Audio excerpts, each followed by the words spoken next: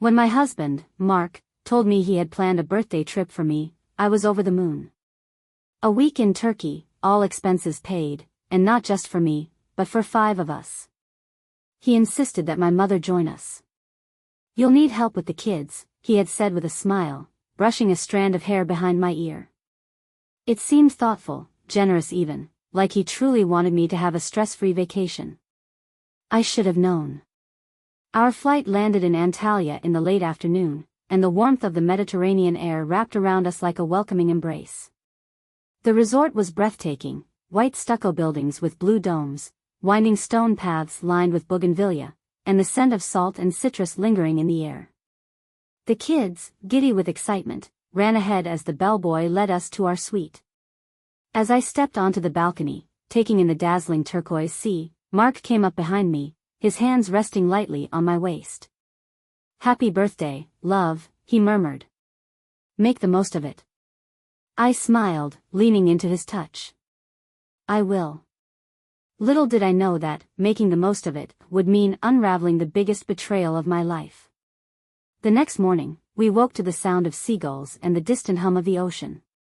My mother, jet-lagged, decided to stay in the room for a nap while Mark opted for an early morning swim. I, on the other hand, couldn't resist exploring the marketplace just outside the hotel. The colors, the spices, the sounds, it was a world I wanted to immerse myself in.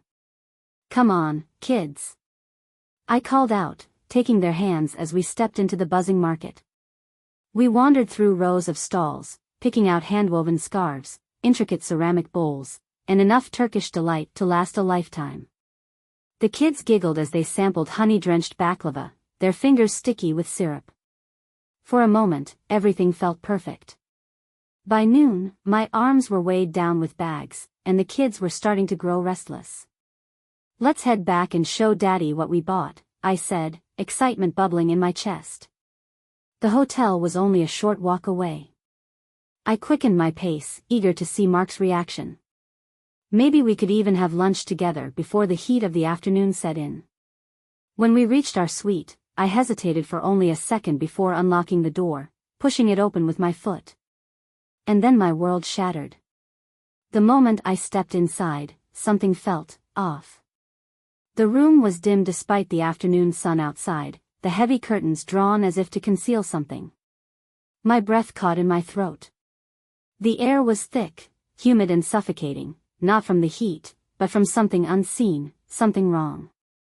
At first, I thought I had imagined the muffled noises, the hushed whispers barely audible over the sound of my own heartbeat. But then, there was movement, a shadow shifting against the bed, the rustling of sheets. And then I saw them. Mark. My mother. Together. A gasp escaped my lips before I even realized I had made a sound. The bags of market goodies slipped from my fingers, the delicate ceramics shattering as they hit the marble floor. But I barely noticed. The sight before me was the only thing my mind could process. My husband. My mother. Naked, entangled in each other, their bodies still pressed together in the aftermath of whatever sin they had just committed.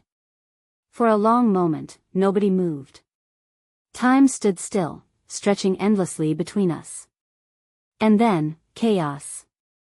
Mark jolted up, yanking the sheets around himself. His eyes were wide, his mouth moving, but no words came out. My mother, my own mother, let out a strangled gasp, scrambling off the bed, clutching the blanket to her chest as if that could somehow shield her from what she had done. The children. I turned sharply, my pulse pounding in my ears. My babies stood frozen in the doorway, their small hands still clutching at the straps of their backpacks, their innocent eyes darting between me and the horror unfolding before them. No. No, no, no. They weren't supposed to see this. My body moved before my mind caught up. I grabbed them, pulling them close, shielding them, whispering, "It's okay. We're leaving." Mark finally found his voice. "Wait." I whirled around, my voice a sharp, broken thing. "Don't you dare." His lips parted, as if he had some excuse prepared, some pathetic justification that he thought would make this okay. But there was no excuse. No reasoning. This was beyond betrayal. This was disgusting. My mother tried to step forward, reaching out, her eyes pleading. "Sweetheart, please, let me." I recoiled as if she had struck me. "Don't," I whispered, shaking my head, my whole body trembling. "Don't even try." The walls of the hotel room felt like they were closing in, suffocating me, trapping me in a nightmare that I couldn't wake up from. My heart pounded so hard it felt like it might break through my ribs. I turned away from them, from the bed, from the twisted mess of my marriage and my family. Without another word, I grabbed my children's hands and walked out the door. I didn't look back. I couldn't. I don't remember how I made it down the hallway. I don't remember how I managed to press the elevator button or how my legs carried me forward when I felt like collapsing. All I remember is the weight of my children's hands in mine, their tiny fingers gripping me as if I was the only thing keeping them from falling into the same abyss that had just swallowed me whole. The elevator doors slid open with a soft chime, and I ushered them inside. The second they closed, sealing us away from the world, even just for a moment, my knees buckled. I crumpled against the mirrored wall, my breath coming in short, ragged gasps. "Mommy?" My son's voice was small, uncertain. His little hand patted my arm as if trying to wake me from a bad dream. But this wasn't a dream. It was real. And it had destroyed everything. "I'm okay, baby," I whispered, though the words felt like a lie. "We're okay." The elevator glided downward, carrying me further and further from the life I thought I had. Each floor we passed felt like peeling away another layer of my illusions, exposing the raw truth beneath. Mark. My mother. Together. I gagged. I had to squeeze my eyes shut to keep from retching right there on the floor. How? Why?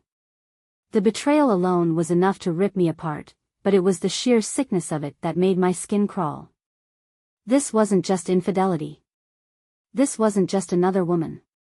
This was her. The woman who raised me. The woman who was supposed to protect me. And she had stolen the very thing that was meant to be mine. The elevator dinged, signaling our arrival in the lobby.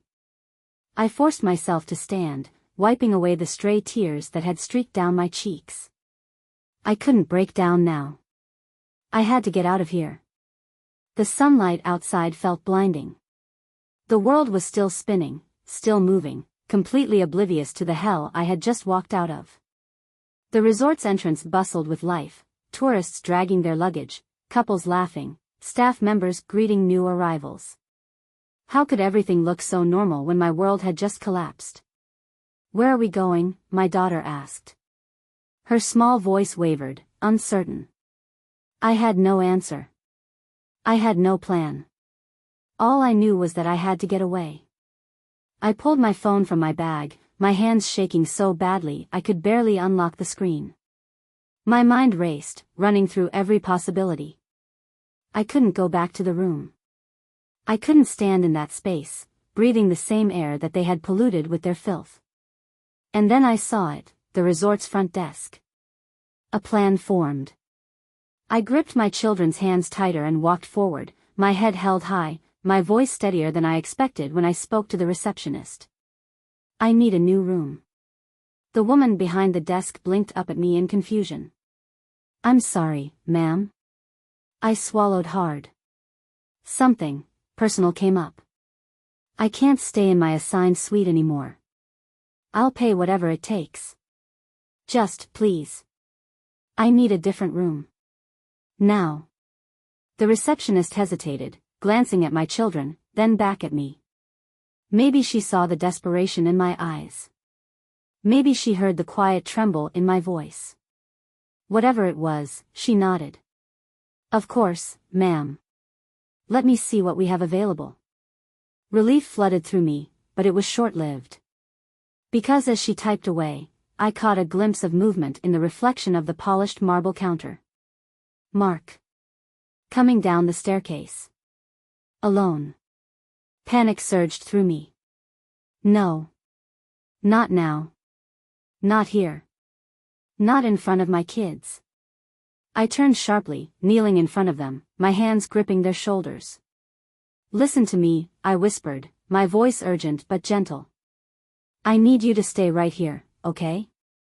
Mommy is just going to talk to Daddy for a second. Stay right by the nice lady at the desk. Can you do that for me? They nodded, though confusion flickered across their faces. I stood, spinning around just as Mark spotted me. His face paled, but there was something else in his eyes too, something that made my blood boil. Not guilt. Not shame. Fear. And suddenly, I knew. He wasn't afraid of losing me. He wasn't afraid of breaking my heart. He was afraid of what I would do now that I knew the truth. I squared my shoulders, my nails digging into my palms. Good. He should be scared. I was just getting started. Mark hesitated for only a second before striding toward me, his steps quick, urgent. I met him halfway, not giving him the chance to pull me aside or whisper excuses. I wanted this confrontation out in the open, under the bright Turkish sun, where his sins couldn't hide in the shadows.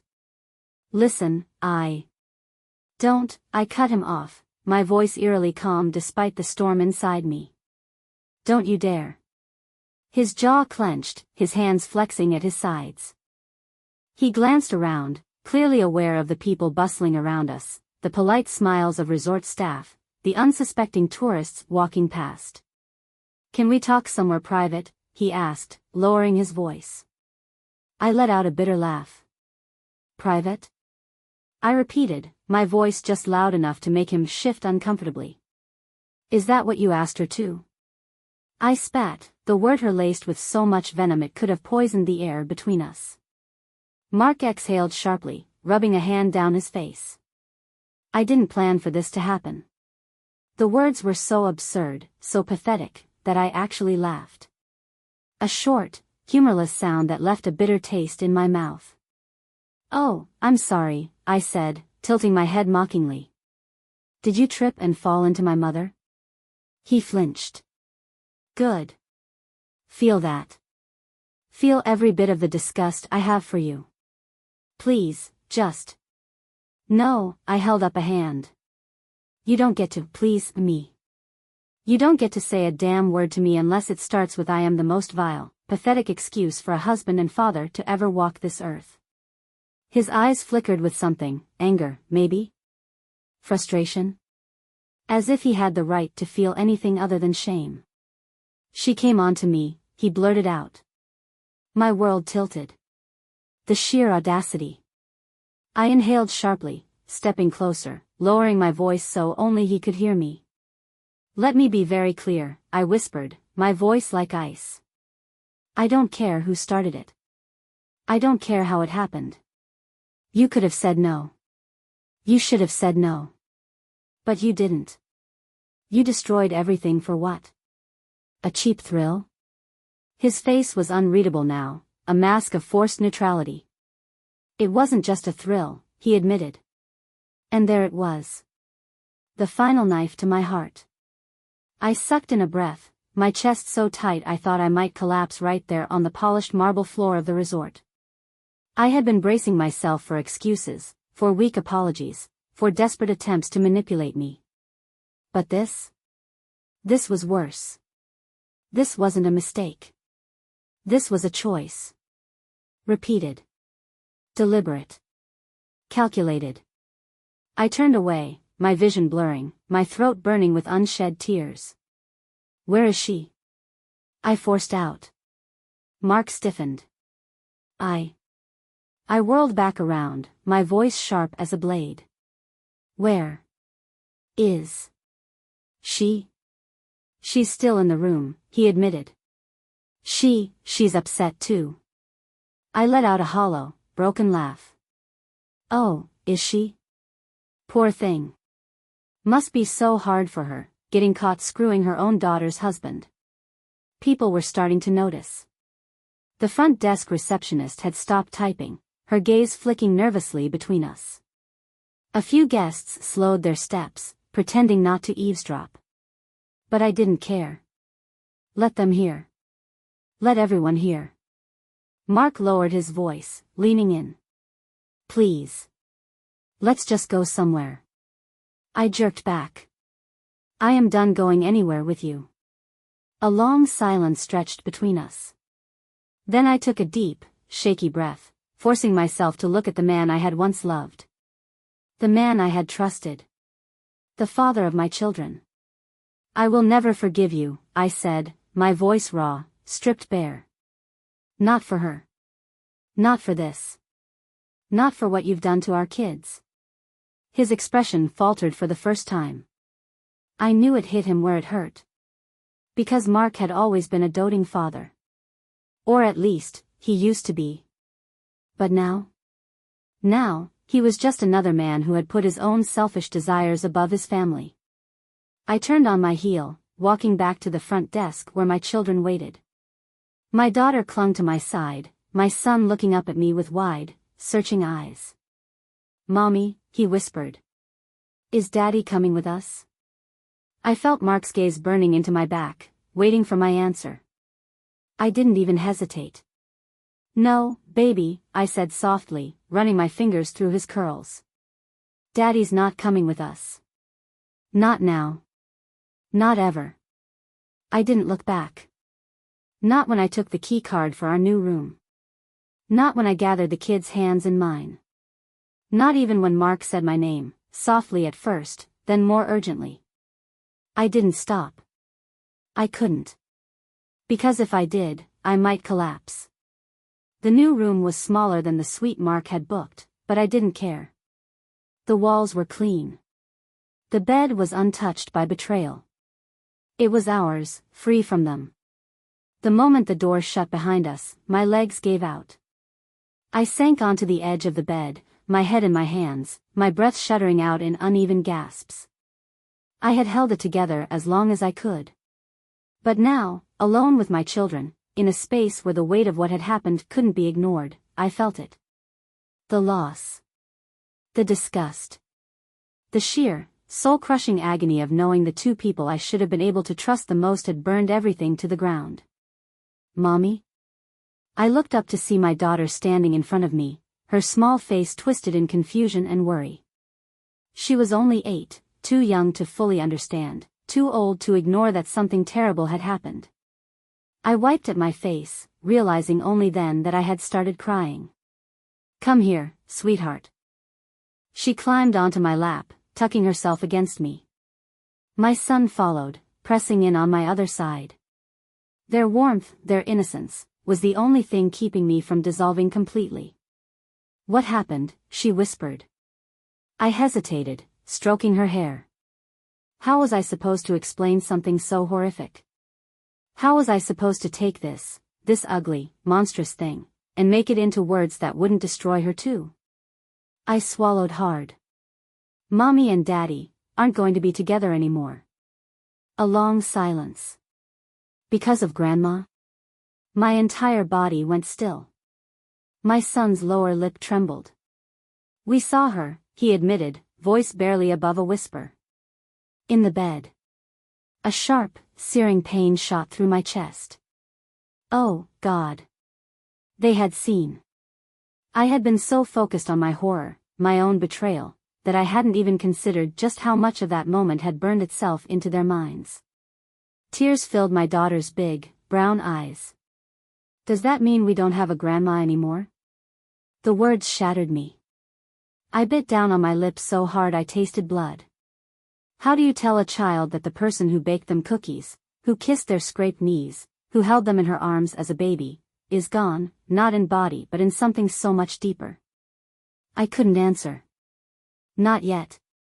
Instead, I pulled them closer, pressing kisses into their hair, whispering promises I wasn't sure I could keep. But one thing was certain. We were done with Mark. And we were done with her. That night, I barely slept. The kids had drifted off, curled up together in the bed, their breathing deep and even. I, on the other hand, lay awake, staring at the ceiling, the events of the day playing on repeat in my head. Everything felt unreal. I wanted to wake up and find that this was some kind of twisted nightmare. That I'd roll over and see Mark sleeping peacefully beside me, oblivious to the storm I had just escaped. That my mother was still the woman I had loved and trusted. But no amount of wishing would make that true.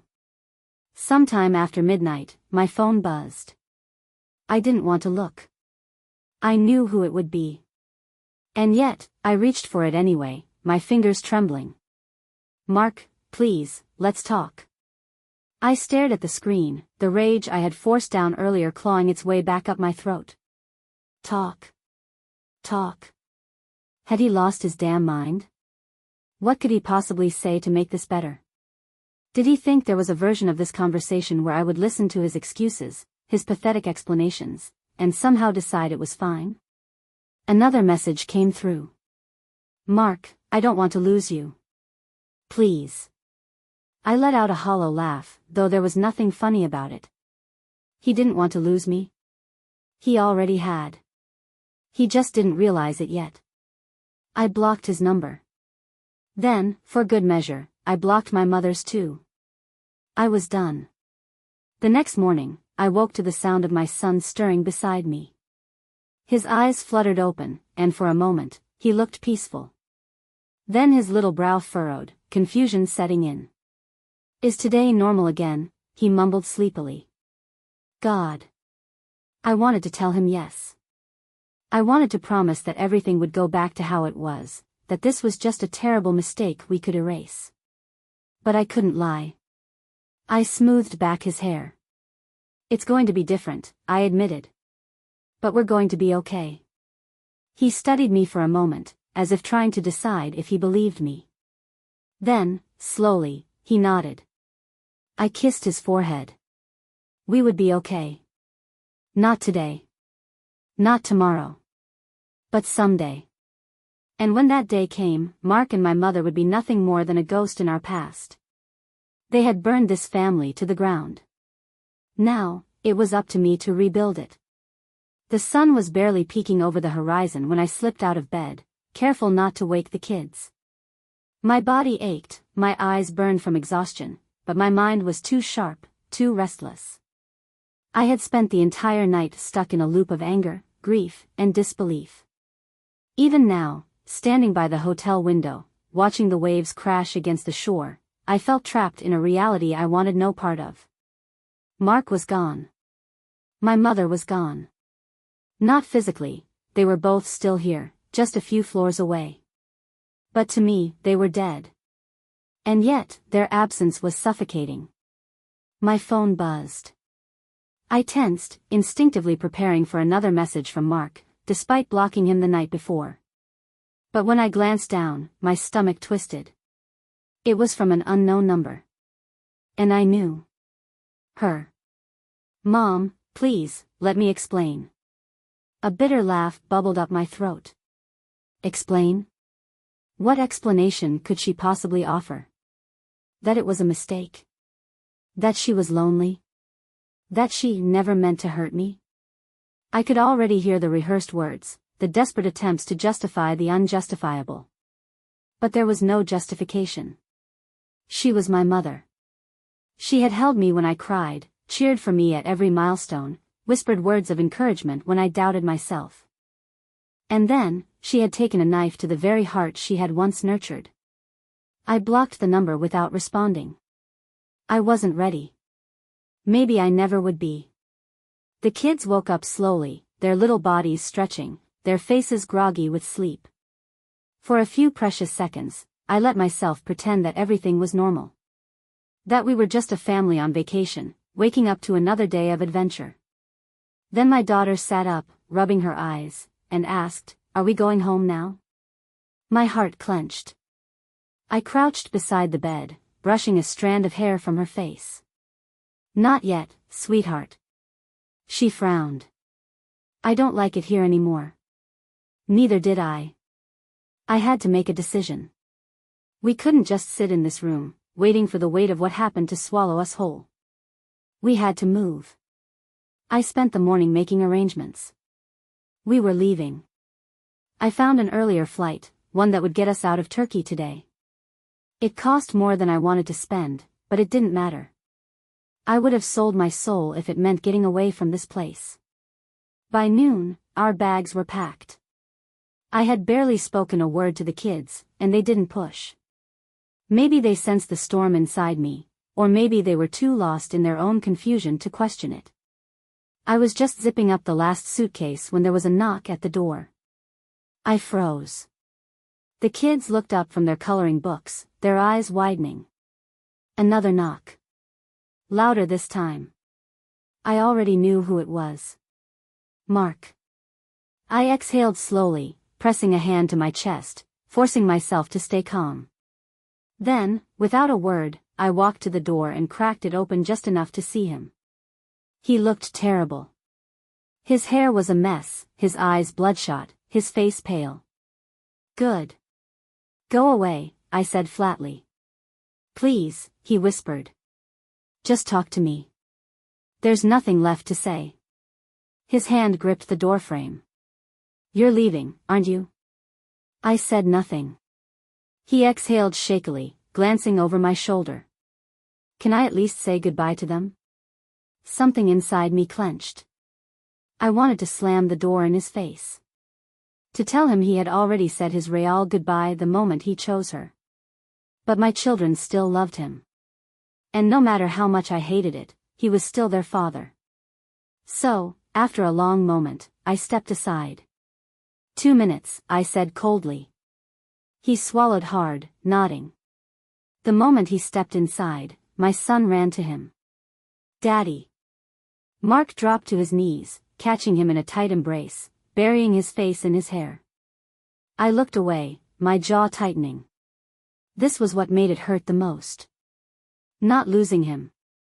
Not losing her. But losing the family I had spent years building. My daughter was more hesitant. She stayed by my side, watching warily as Mark held her brother. Finally, she whispered, "Are you coming home with us?" Mark flinched. His eyes flicked to mine, desperate, pleading. I said nothing. When he realized I wasn't going to save him, he turned back to her, forcing a smile that didn't reach his eyes. Not this time, baby. A long silence. Then, in the quietest voice, she asked, "Because of Grandma?" Mark's entire body stiffened. I turned to stone. He tried to swallow, to force out words that wouldn't come. My daughter's lip trembled. Why did you do that? And for the first time since I caught them, I saw something real in Mark's eyes. Not excuses. Not defenses. Shame. Pure, gut-wrenching shame. He reached for her, but she shrank back. I stepped in. That's enough. He looked at me, broken. I didn't mean to. I said enough. My voice was ice, sharp and unforgiving. This was the moment I had been waiting for. The moment where the full weight of what he had done hit him. And yet, it didn't bring me the satisfaction I thought it would. Because nothing could undo the damage. Nothing could put our family back together. Say goodbye, I told him. He turned to our son, brushing his curls back. I love you, buddy. Be good for mommy, okay? My son nodded, but there was confusion in his eyes. Mark turned to our daughter next, but she wouldn't meet his gaze. I love you, he whispered. Silence. She didn't say it back. And as Mark turned to leave, I knew, he felt that loss more than anything else. Good. An hour later, we were gone. As the plane lifted into the sky, I stared out the window, watching Turkey shrink beneath us. I should have felt relief. But all I felt was emptiness. I had escaped. But the ghosts of what happened? They were still coming with me. The flight home felt surreal. The kids dozed off somewhere over the Aegean Sea, their little bodies slumped against each other in the seats beside me. I envied their ability to shut down, to escape into sleep. I couldn't. My mind was a battlefield of shattered memories and unanswered questions. How long had it been going on? Was it just the trip, or had it started before? Had there been stolen glances across family dinners? Secret meetings when I thought she was just helping us out? I squeezed my eyes shut, but the images wouldn't stop. Mark's hands on her. Her whispering his name. The tangled sheets. A quiet gasp slipped from my throat. I pressed my fingers to my lips, trying to steady my breathing. Not here. Not in front of the kids. I forced my eyes open and focused on the small airplane TV screen in front of me. The movie playing was a cartoon, something light-hearted. I stared at it, unblinking, pretending I could absorb some of its innocence. But the moment we landed, reality came rushing back. My father was waiting for us at the airport. The second he saw me, his face creased with worry. "What's wrong?" he asked, his voice gentle but firm. I hesitated. How do you tell your father that his wife, the woman he spent decades with, the mother of his child, had just destroyed everything in the most unimaginable way? I didn't have to. He took one look at my face and knew. His gaze flicked to the kids, still half asleep, their small hands gripping mine. Whatever anger or shock he felt, he swallowed it down. "Let's get you home," he said simply. I nodded, my throat too tight to speak. The drive to my childhood home was silent. I had grown up here, this small, cozy house with its creaky floors and faded wallpaper. It smelled like coffee and old books, like memories that hadn't yet been tainted. For the first time since the nightmare started, I let myself breathe.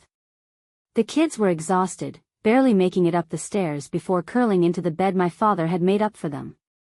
Once they were settled, I turned to leave the room, only to find my father standing in the doorway, watching me carefully. The weight of his stare nearly broke me. "Sit down," he said. I did. And then, just like that, it all came out. Every horrific detail. Mark. My mother. The hotel room. My father didn't move. Didn't speak. He just sat there, his hands clasped together, his eyes dark and unreadable. When I finished, the silence stretched between us, thick and suffocating. Finally, he exhaled. "I always knew she was selfish," he murmured. "But this?" He shook his head, rubbing a hand over his face. "I thought she was better than that." So had I. I wiped at my eyes. "What do I do now?" He was quiet for a long time before he spoke. "You move forward." I let out a hollow laugh. "And how am I supposed to do that?" He met my gaze. "By remembering who the hell you are." Something inside me cracked. I wanted to believe him. I wanted to feel strong. But all I felt was ruined. The first night back was the hardest. I lay in bed, staring at the ceiling, listening to the faint sounds of my father moving around downstairs. Somewhere in the night, my phone buzzed. I had left it on the nightstand, ignored it for hours. But something told me to look. I reached for it with shaky hands. It was a message. From a number I hadn't blocked. My mother. "Mom, I know you hate me. But please. Just talk to me." A slow, burning rage curled in my stomach. I stared at the message, my pulse hammering in my ears.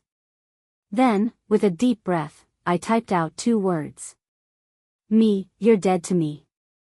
And then I blocked her. For good. The days blurred together after that. I existed on autopilot, waking up, feeding the kids, going through the motions of being okay. My father watched me carefully, but he never pushed. He just made sure I ate, made sure the kids had a sense of normalcy, made sure I didn't completely collapse under the weight of it all. I owed him more than I could ever repay. But I couldn't escape the storm inside me. Every time I closed my eyes, I saw them. Every time I heard my phone buzz, I expected it to be her. Every time my children asked about their father, I felt my heart splinter all over again. I didn't know how to live with this. I didn't know who I was anymore. The first time Mark tried calling from another number, I ignored it. The second time, I let it ring. The third time, I answered. Don't call me again, I said before he could even speak. There was a long silence. Then, softly, pathetically, he whispered, I messed up. A laugh bubbled up in my throat. A dry, humorless thing. You messed up? I repeated, gripping the phone so tightly my knuckles ached. You didn't forget to pick up milk, Mark. You destroyed our family. I know, he said, his voice cracking. I know, and I can't, God, I can't fix it, but please. I need to see them. My chest tightened. He had no right to ask me for anything. Not after what he had done. But then I glanced over at my son, curled up on the couch with his stuffed dinosaur, and my daughter, staring out the window, lost in thought. They had already lost enough. Fine, I said. One visit. At my father's house. Supervised. Relief flooded his voice. Thank you. I hung up before he could say anything else. The day of the visit, my stomach was in knots. Mark arrived looking like a man who hadn't slept in weeks. His eyes were sunken, his face pale, his movements hesitant. My father stood beside me, arms crossed, his expression unreadable. The kids were unsure at first, my daughter, especially. She clung to my hand, her lips pressed together in a tight line. But my son. The moment he saw Mark, he ran into his arms. And it broke me.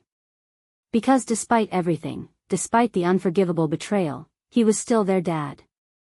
I watched as he knelt, holding them close, whispering how much he loved them. How sorry he was.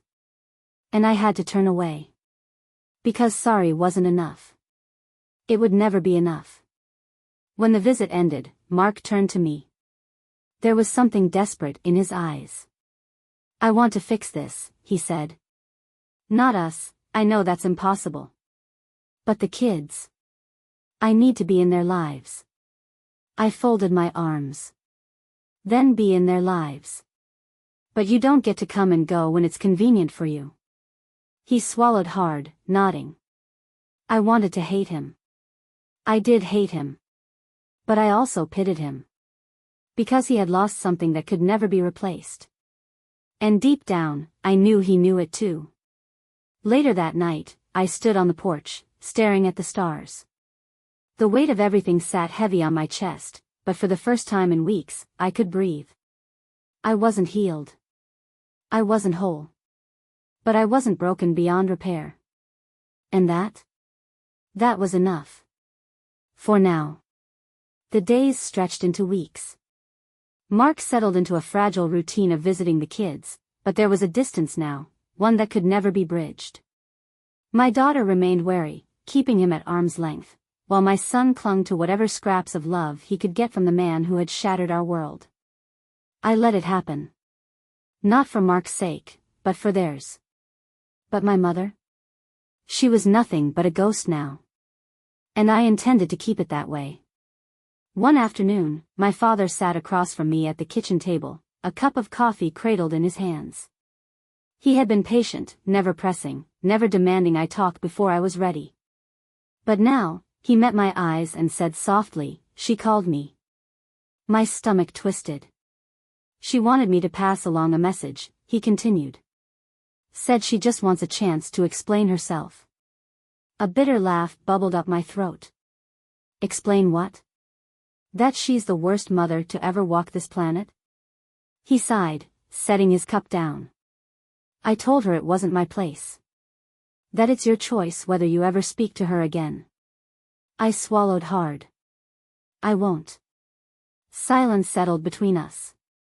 She asked about the kids, he said after a moment. Wanted to know if they were okay. I stared at him. She doesn't get to care. I know. And I could tell, he did. This betrayal hadn't only destroyed me. It had ruined him too. She had been his wife. His partner for more than half his life. And she had burned it all down just as carelessly as she had our family. She's not coming back from this, I whispered. No, he agreed. She's not. And neither was I. That night, I lay in bed, staring at the ceiling. I thought about my childhood. About my mother brushing my hair, holding my hand as I crossed the street, kissing my forehead when I had nightmares.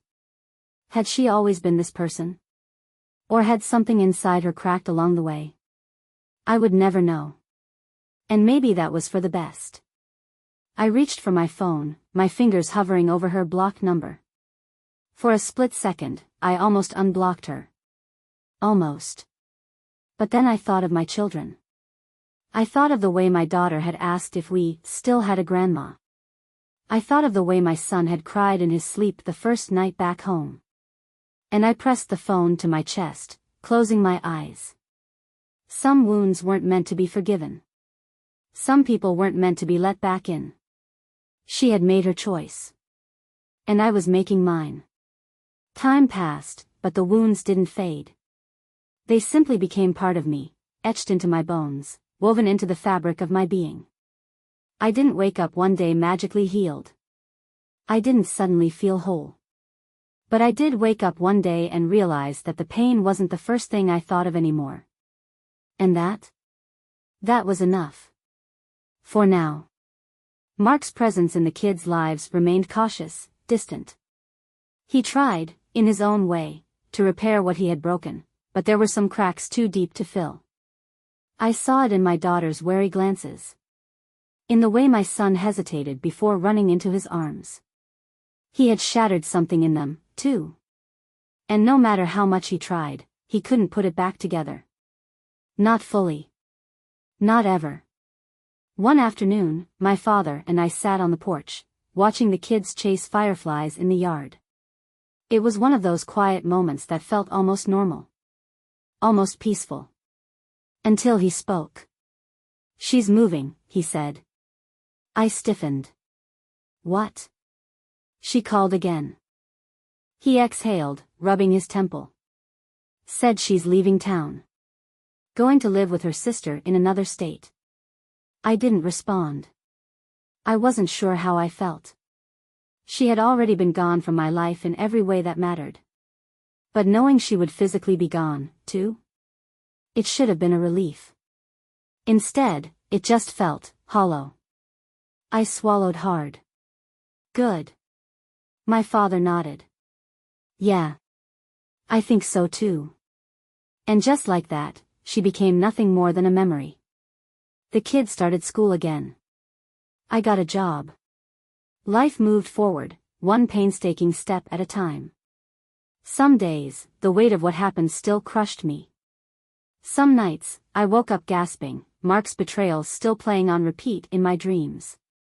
But I survived it. I was surviving. And for the first time since that awful day in Turkey, I allowed myself to believe that maybe, just maybe, there was something on the other side of this grief. Something waiting for me. Something better. One evening, as I tucked my daughter into bed, she looked up at me with big, searching eyes. "Are we happy again?" she whispered. I paused, brushing her hair back. "We're getting there," I said softly. She thought about that for a moment. Then she nodded.